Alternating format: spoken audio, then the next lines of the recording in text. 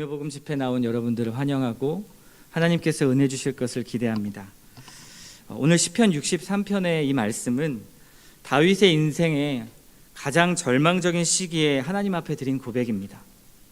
우리가 읽은 이 시편 고백 63편의 한 구절은 다윗의 상황을 놓고 보면 가볍게 읽거나 우리가 편하게 읽을 수 있는 그런 문장들이 아닙니다. 다윗은 왕이 되기 전에 사울에게 엄청나게 쫓겨다녔었죠. 수치와 조롱을 당했고요. 또 호구, 여생, 즉 죽을 고비를 수차례 넘긴 그런 인생을 살았습니다. 그때도 그는 정말 말할 수 없는 고난들을 오랫동안 경험했습니다. 인생이란 이 단어를 마치 사골에 진국을 내기 위해서 수차례 끓였던 것처럼 다사다난한 그런 인생의 쓴맛, 그런 진국을 경험한 자가 다윗이었습니다. 그런 다윗의 인생의 고백들이 또 다른 시편 곳곳에서도 드러난다는 것을 우리는 잘 알고 있습니다. 그런데 저는 그 많은 시편들 중에서도 이 시편 63편의 이 상황은 가장 최악의 상황이 아닐까라는 생각이 듭니다. 왜 그럴까요? 지금 다윗의 상황은 자기 자식, 아들인 압살롬이 자기 대신 왕이 되겠다고 아비를 죽이려고 그렇게 칼을 들고 쫓아오는 상황이기 때문에 그렇습니다. 왕의 자리를 빼앗고요. 그리고 또다시 다윗은 자신의 목숨의 위협을 느끼면서 광야로 내몰리는 트라우마를 다시 한번 경험하게 됩니다. 왕궁에서 쫓겨나서 그렇게 황폐한 광야에서 모든 것을 잃고 왕위를 찬탈당하고 자기의 가장 사랑하는 아들, 즉 자식마저도 잃게 된 상황이 되었습니다. 과연 이 다윗에게 소망이 있을까요? 그 소망 가운데 오늘 이 63편의 고백이 나온 것입니다. 지금 다윗이 경험하고 있는 이 현실은 광야의 메마른 땅입니다. 물이 없어서 말라버리는 곳, 곧 황폐한 땅, 그러한 땅 위에 지금 실제적으로 다윗은 서 있습니다. 또한 그의 영혼의 상태 또한 광야와 같지요. 깊은 절망과 낙담이 그를 사로잡고 있습니다. 오늘 이 다윗과 같은 마음, 이 절망하고 낙담한 마음으로 여기에 오신 분이 계십니까? 주의 이름으로 이 목마름이 채워진 은혜 있기를 바랍니다. 하나님께서 위로하실 것입니다. 다윗은 선하신 하나님이 계시다면 일어날 수 없을 것만 같은 이러한 놀라운 어떠한 고난의 일들, 괴로운 일들을 몸으로 지금 경험하고 있고 영혼으로 느끼고 있는데요. 광야의 길을 걷는 그의 마음이 여러분 그 다윗의 마음이라면 어떠셨을 것 같습니까? 세상에서 그 무엇과도 바꿀 수 없는 그 사랑하는 아들이 목에 칼을 겨누고 있습니다. 평생 잘 기르고 사랑을 주었던 그 아들이 지금 욕망의 눈이 어두워서 자신을 죽이려고 쫓고 있습니다. 다윗 자신의 모습을 본다면 얼마나 초라할까요? 자신의 이러한 초라한 모습이 지속적으로 계속 생각나고 자신을 쫓아오는 사랑하는 아들의 모습이 머릿속에 계속 그려졌을 것입니다. 그리고 아마도 고민했을 것입니다. 하나님은 어떤 분이실까? 하나님은 어떤 일을 행하셨을까? 그 하나님은 지금 나의 상황에서 어떠한 하나님이신가? 그렇게 고민했을 것입니다. 여러분의 삶을 한번 돌아보십시오. 어두운 터널을 걷고 계십니까? 지금 내 앞에 놓여진 너무나 중대한 문제 또는 수많은 문제들이 여러분에게 각자마다 있을 것입니다. 또 어떤 분들은 마음의 문제로, 영혼의 문제로 낙담하여서 신음하고 계신 분이 계실 수도 있습니다. 우리는 문제 없이 사는 인생이 아니죠. 늘 문제를 끌어안고 사는 것이 사람의 인생입니다. 매일을 고민하고요, 신음하고 또 밤을 지새우고 낭망하고 좌절의 반복을 우리는 경험합니다. 사람마다 다 다르겠지만요, 예수를 믿지 않는 사람들도 인생은 우리 마음대로 되지 않는다라고 인정하고 고백합니다. 그래서 우리는 이렇게 다윗에게 찾아오는 것과 같은 어두운 밤, 광야와 같은 이 고난의 태풍을 어떻게 이겨내야 하는가라는 이 고민을 하면서 매일매일을 아등바등하며 사는 것이죠. 여러분 자신을 한번 돌아보십시오. 이 문제들을 어떻게 해결하고 계십니까? 이러한 문제가 왔을 때 여러분은 어떻게 반응하십니까? 무엇을 찾습니까? 그리스도인이지만 진짜 문제는요, 하나님을 찾지 않는다는 것입니다.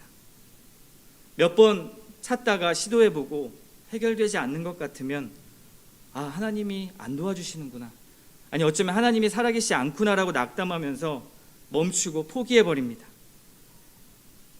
하나님 앞에 나아가기를 포기하는 것이죠. 그런데 다윗의 모습은 지금 어떻습니까? 저는 오늘 이 다윗이 자신의 문제, 가장 인생의 최악의 경우에서 가장 낙담할 만한 이 상황에서 이 문제에 접근하는 방법이 굉장히 이상하다는 걸 발견했습니다. 다윗이 이렇게 기도하지 않습니다. 하나님, 나의 아들의 마음을 돌려서 광야에서 저를 제발 좀 꺼내 주십시오. 제 문제를 좀 해결해 주십시오. 하나님 정말 왜 이러십니까? 나를 더 이상 비참하게 만들지 말아 주십시오. 이렇게 불평하지 않았습니다. 이렇게 간구하지도 않았습니다. 다윗은요, 자신에게 지금 놓여진 이 문제를 어떻게 바라보았냐면 영혼의 문제로 바라보았습니다. 영혼의 문제로 인식했다는 것이죠. 1절 말씀 한번 보십시오. 하나님이여, 주는 나의 하나님이시라. 내가 간절히 주를 찾되 물이 없어 마르고 황폐한 땅에서 내 영혼이 주를 갈망하며 내 육체가 주를 앙모하나이다. 자기에게 주어진 이 문제를, 이 낙담할 만한 이 상황을 하나님과의 관계의 문제로 접근하고 있습니다. 다윗은요, 지금 하나님을 갈망하고 있습니다.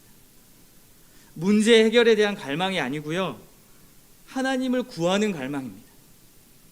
다윗에게 더 큰 목마름은 하나님을 경험하는 그 임재, 하나님과의 이 내적인 교통, 교제, 그리고 그분의 품에 안겨서 느끼는 그 따뜻한 사랑을 지금 원하고 있는 것입니다. 하나님을 찾는 것이죠. 그리고 6절 말씀 한번 보겠습니다. 내가 나의 침상에서 주를 기억하며 새벽에 주의 말씀을 작은 소리로 읊조릴 때에 하오리니. 문제를 대하는 이 다윗의 자세는요, 하나님을 갈망했고요, 그분을 기억했고요, 그분의 말씀을 읊조렸습니다. 그런데 2절 말씀 한번 보십시오. 내가 주의 권능과 영광을 보기 위하여 이와 같이 성소에서 주를 바라보았나이다. 지금 다윗은 과거에 하나님께서 주신 은혜를 기억하고 있습니다. 그분의 말씀을 하나하나 되새기면서 읊조리고 있는 것이죠. 그것이 지금의 현재의 문제, 그리고 앞으로 있을 자기의 미래에 대한 그러한 상황까지 모든 것이 밀접한 관계가 있다고 다윗은 판단한 것입니다. 어떤 게요? 하나님의 말씀을 기억하고 묵상하는 것이요. 그런데 6절 앞에 말씀해 보면 침상에서라는 말씀이 있습니다. 그리고 새벽이라는 단어가 나오죠. 여기서 이 새벽이라는 단어는 즉 밤을 새며 하나님을 묵상했다라는 말로 해석할 수 있습니다. 저는 고민이 있으면 잠을 잘 자지 못하는 그러한 사람입니다. 문제가 생기면 그 문제에 굉장히 함몰되어서 다른 일을 잘 못하는 그러한 특성을 가지고 있습니다. 그런데 이 다윗은 가장 고민하는 시간, 어두운 밤의 시간, 그 시간에 괴롭고 낙담하는 그 낙담의 시간을 갖는 것이 아니라 자신의 문제에 대해서 좌절하고 우울감에 빠져서 신세를 한탄하는 것이 아니라 지금 어떻게 하고 있습니까? 가장 괴로운 그 밤의 시간에 하나님과 은밀한 교제를 하고 있습니다. 하나님의 말씀을 기억하고 주의 말씀을 읊조리고 있는 것이죠. 우리는 문제를 만나면 어떻습니까? 보통 문제를 묵상하죠. 자녀가 문제라면 어떻습니까? 자녀를 어떻게 뜯어 고치나 이렇게 고민합니다. 부부의 문제면 배우자의 문제점을 묵상하면서 분노와 미움을 가슴에 차곡차곡 더 쌓아가죠. 그런데 다윗은 지금 자신의 문제인 압살롬을 묵상하는 것이 아니라, 자신의 신세를 묵상하는 것이 아니라 하나님과의 만난 과거의 아름다운 그 추억, 그 하나님과 교제했던 그 아름다운 시간을 묵상하고 있습니다. 선하신 그 하나님의 말씀을 달콤하게 묵상하고 있습니다. 좌절을 묵상하는 대신 자기에게 숨을 불어넣으신 그 존재, 그 하나님을 묵상하고 있는 것이죠.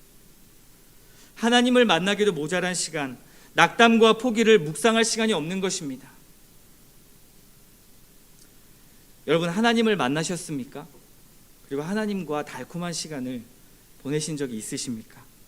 그분이 주시는 그 말씀과 그 달콤함 때문에 너무너무 행복했던 경험이 있으십니까? 얼마 전에 청소년 교사들과 LT 모임을 한 적이 있습니다. 그때 인생 굴곡이라는 프로그램이 진행이 되었고요. 이제 어느 한 표를 주고 자신의 인생의 굴곡을 시기마다 그리는 그러한 프로그램이었습니다. 가장 좋았을 때, 가장 나빴을 때를 인생의 시기마다 점을 찍고 그래프로 한번 그려보는 것이죠. 여러분, 그린 다음에 여러분의 인생 그래프는 어떤 굴곡이 있을 것 같으십니까? 저마다 인생의 최악의 시기와 베스트의 시기는 달랐습니다. 서로의 인생을 그 짧은 그래프 안에 나누고 되게 이렇게 말씀을 나누는 좋은 시간이었습니다.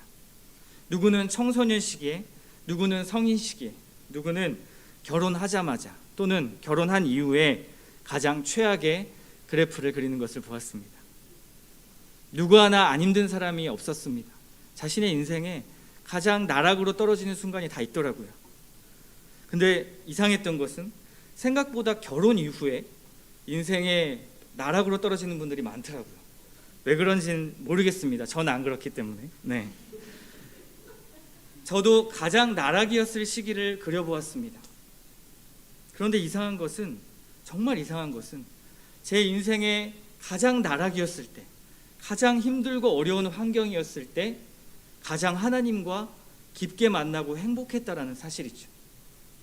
이 이상한 점을 이해하기는 어려웠지만 그때 하나님을 더 많이 찾고 더 갈망했기 때문이라는 사실이 들었습니다. 무력한 상황, 나는 도저히 할 수 없고 누구와의 관계에 있어서도 나의 무력함을 느낄 수밖에 없고 무력한 나의 존재를 보니까요, 더 주님을 찾았다라는 것을 기억하게 되었습니다. 가장 힘들 때, 가장 최악일 때, 그때 주님을 가장 깊게 만나는 참 역설의 그러한 사실을 발견한 것이죠. 소망은 없어 보이고 사면은 꽉꽉 막혀가지고 도저히 모든 것이 좋아질 기미가 없는 상태, 나아지지 않을 것만 같은 문제들, 그런 문제들이 있는데 하나님과 가장 사랑했던 시기였습니다. 여러분, 택하라면 어느 걸 택하시겠습니까? 가장 나락의 상태이지만 하나님과 가장 행복한 상태라면. 매일 그리스도의 이름을 듣는 것이 행복했고요. 상황은 좋지 않는데 그리스도의 이름을 들을 때마다 너무 위로가 되고 행복했습니다. 그분을 찬양하는 시간이 가장 행복했던 시간입니다. 말씀은 어찌나 달콤하던지요. 정말 달콤하다는 표현이 딱 맞습니다. 그때를 기억하면, 주님과 교제한 그때를 기억하면 하나님이 주신 그 은혜로 그 시기를 버텨낸 것이죠.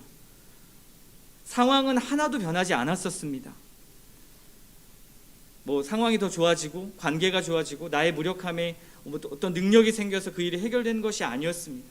그런데 한 가지 변한 것이 있었습니다. 제가 변화된 것이죠.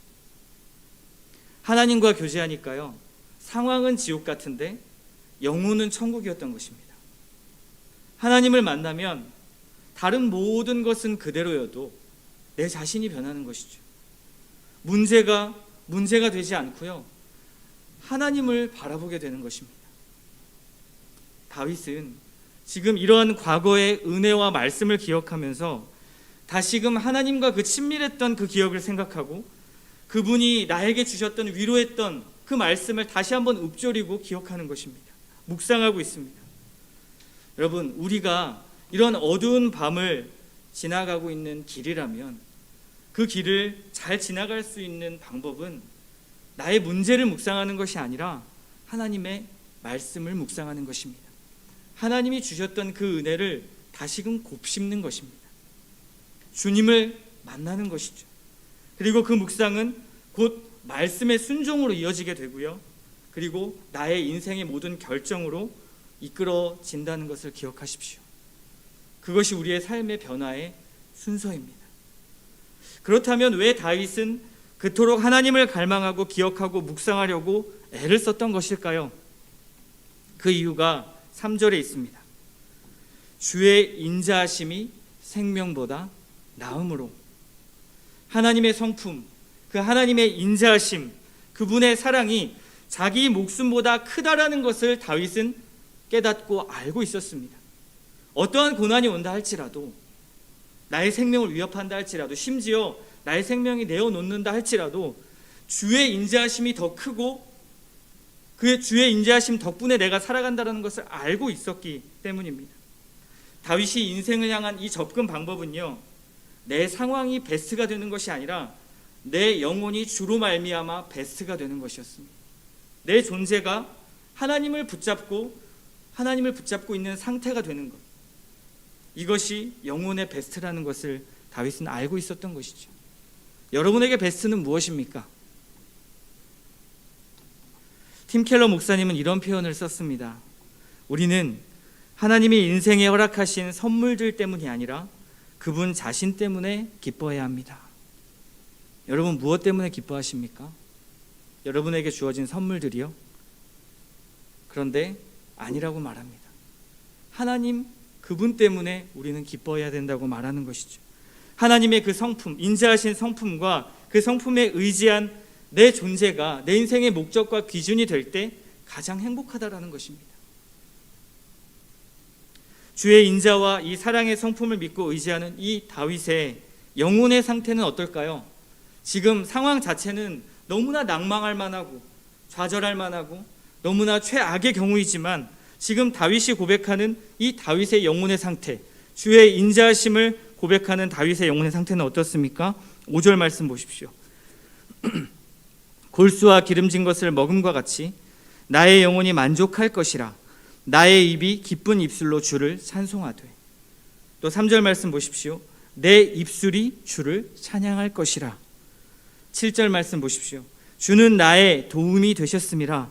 내가 주의 날개 그늘에서 즐겁게 부르리이다. 8절에도 고백합니다. 나의 영혼이 주를 가까이 따르니 주의 오른손이 나를 붙드시거니와. 지금요, 다윗은 확신에 가득 차 있습니다. 자기의 가장 인생의 어려운 순간에서 이것을 거짓으로 고백할 리가 없습니다.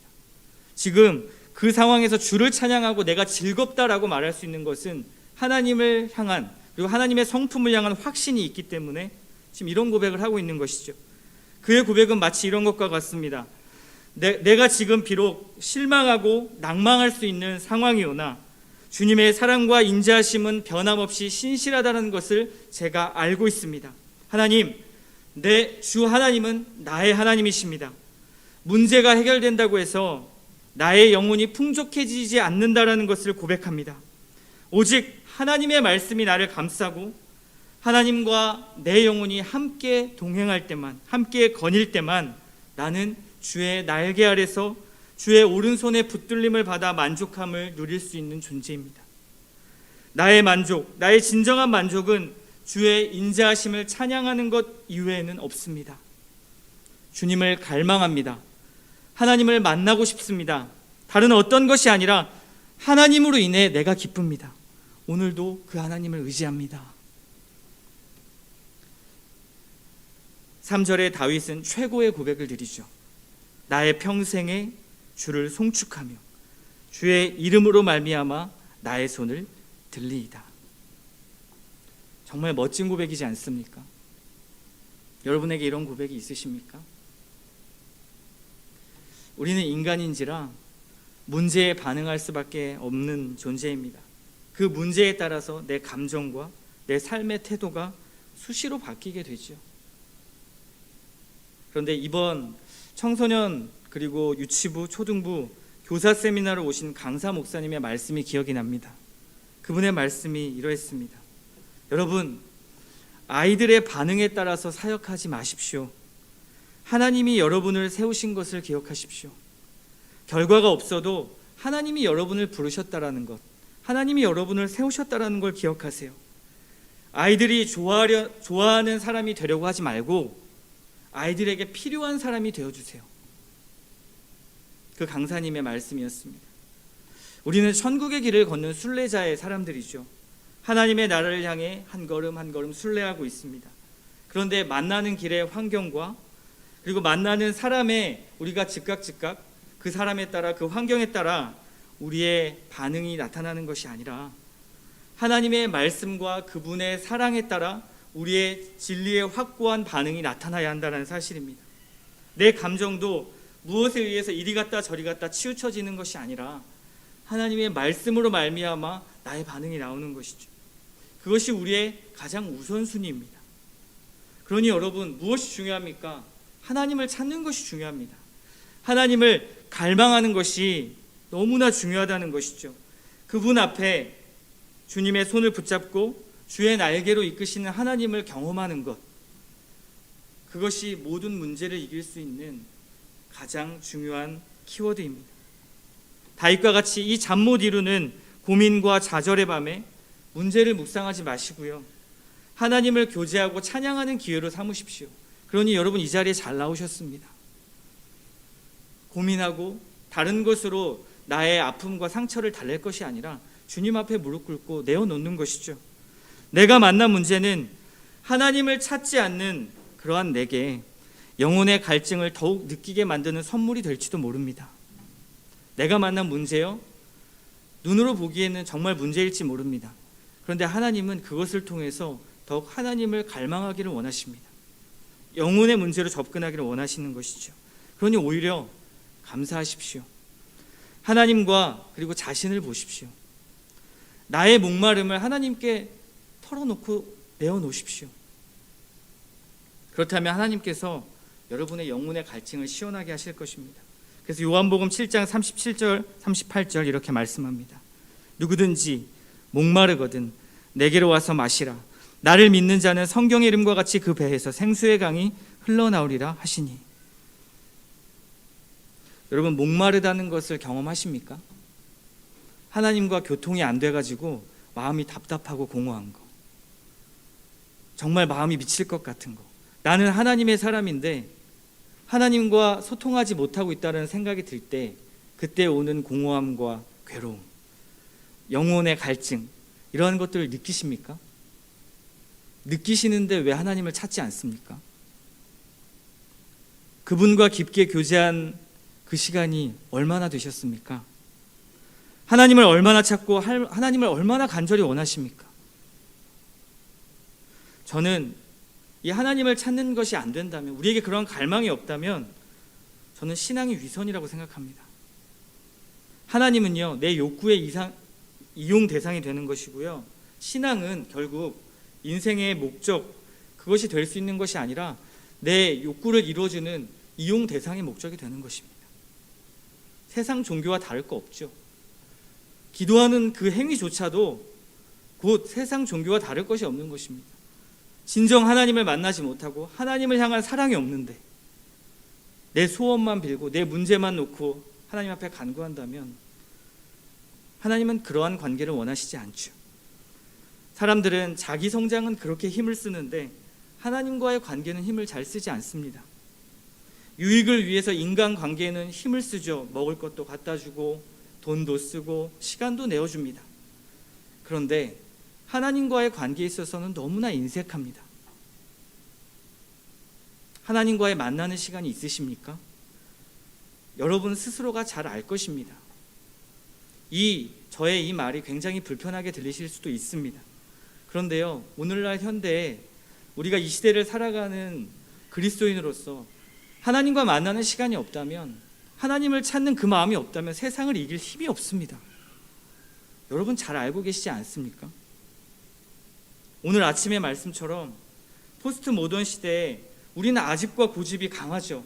자기 교만도 강한 사람들입니다. 더군다나 시대도 자기의 생각이 진리인 시대입니다. 그때 여러분들을 깨워줄 수 있는 말이 도대체 무엇일까요? 여러분의 생각과 철학을 바꿀 수 있는 그 말이 무엇일까요? 하나님의 말씀밖에 없습니다. 하나님의 말씀만이 여러분을 깨울 수 있고요, 찌를 수 있고요, 아프게 해서 여러분을 바뀌게 할 수 있습니다. 누가 감히 나를 건들까요? 아무도 건들 사람이 없습니다. 심지어 가장 가까이에 있는 남편, 아내도 나의 자존심을 건드리면 못 참지 않습니까? 그런데 하나님의 말씀은 우리를 변화시키십니다. 어떤 힘든 문제가 와서 우리를 변화시키는 게 아니라 하나님 아버지의 말씀이 우리를 변화시키는 것이죠. 하나님과 사랑하고 교제하면 바뀝니다. 변화될 수 있습니다. 그러나 하나님과 사랑하지 않고 교제하지 않으면 신앙생활은 종교생활이 됩니다. 목회는요, 영업 관리가 되는 것이고요, 사역은요, 자기 자랑이 되는 것입니다. 공동체는요, 사교 모임과 유익 추구 집단이 되는 것이고요, 가정은요, 세상의 기준을 따라서 하나님과 더욱 멀어질 것입니다. 자녀들을 믿음으로 이끌 힘이 생길까요? 생기지 않습니다. 자녀 교육에 대해서 신앙으로 어떻게 가르치면 될까요? 많이 물으십니다. 그런데 제가 볼 때는 부모님이 하나님을 찾지 않고 갈망하지 않고 그 모습을 아이들에게 보여주지 않으면 아이들은 변하기 어렵습니다. 하나님 찾지 않고 기도하지 않고 말씀으로 내 영혼이 채워지지 않고 있는데 여러분 아무 문제가 없으십니까? 그게 더 문제입니다. 오늘 말씀은 하나님을 갈망하라고 말씀합니다. 진짜 만족이 무엇인지를 보라고 얘기합니다. 견디기 힘든 내적 갈등과 영혼의 고민이 있으십니까? 그러면 하나님을 찾고 묵상하십시오. 자녀가 문제면 끝까지 자녀를 놓고 기도하고 하나님을 찾으십시오. 영혼 구원에 문제가 있다면 목숨을 걸고 기도의 자리로 나오셔서 무릎을 꿇으십시오. 안타까워만 하지 마시고요. 유튜브를 켜지 마시고요. 말씀을 펴십시오. 남편에게, 아내에게, 자녀에게 불평을 쏟아내지 마시고요. 기도의 자리에 하나님께 소리내어 부르짖으십시오. 우리는 영적으로 호흡하는 사람들입니다. 그러면 기도의 자리로 나와서 하나님과 교제하셔야죠. 기도의 자리로 나오지 않으면 기도 제대로 못하고 있는 거 다 알고 있습니다. 저도 알고요. 여러분도 알고 있습니다. 그런데요, 제가 여기 나주역 신장로교회에 와서 지금 4년 차가 되었는데 기도의 자리에 나와서 기도하시는 분들이 별로 없습니다. 각자 자기 자리에서 처소에서 기도한다고 말씀하실 수 있겠죠. 근데 기도가 되십니까? 이제 우리의 신앙 수준이 한 단계 올라가야 되지 않을까요? 하나님 앞에 무릎 꿇는 게 가장 기본인데 기본이 안 돼 있습니다. 우리의 신앙 30년, 40년 하면 뭐합니까? 기도하지 않는데요. 하나님 찾지 않는데요. 나 자신을 위해서도 기도하지 않는데 누군가를 위해서 어떻게 기도한단 말입니까? 내 자녀를 위해서, 내 남편을 위해서 기도하는 거 좋죠. 자기의 영혼은 죽어가는데요. 기도의 자리로 나오시지 않으면, 하나님을 찾지 않고 갈망하지 않으면, 하나님의 말씀을 묵상하지 않으면 여러분은 죽어가는 것입니다. 우리는 영적인 공급을 지속적으로 받고 살아야 합니다. 공급이 안 되면 죽는다는 사실을 기억하십시오. 그리고 죽어간다는 사실을 깨닫는 게 복이라는 것도 기억하십시오. 여러분 공허하고 만족이 없고 기쁨이 없다면 눈에 보이는 것을 기준으로 삼지 마시고 하나님과의 관계를 한번 살펴보십시오. 찾지 않으면 죽습니다. 우리는 하나님의 자녀입니다. 그리스도인은 그리스도로 말미암아 일어나는 사람들입니다. 그러니 오늘도 이 하나님을 찾고 갈망하고 이 다윗처럼 가장 최악의 순간에 하나님을 찾는, 하나님과의 관계를 찾는, 아버지와의 사랑을 다시금 회복하는 이러한 기도를 오늘 기도 시간에 드렸으면 좋겠습니다. 그리고 주의 인자하심이 생명보다 나음으로 내 입술이 영원토록 주를 찬양하겠습니다라고 고백하는 오늘 기도의 시간이 되었으면 좋겠습니다.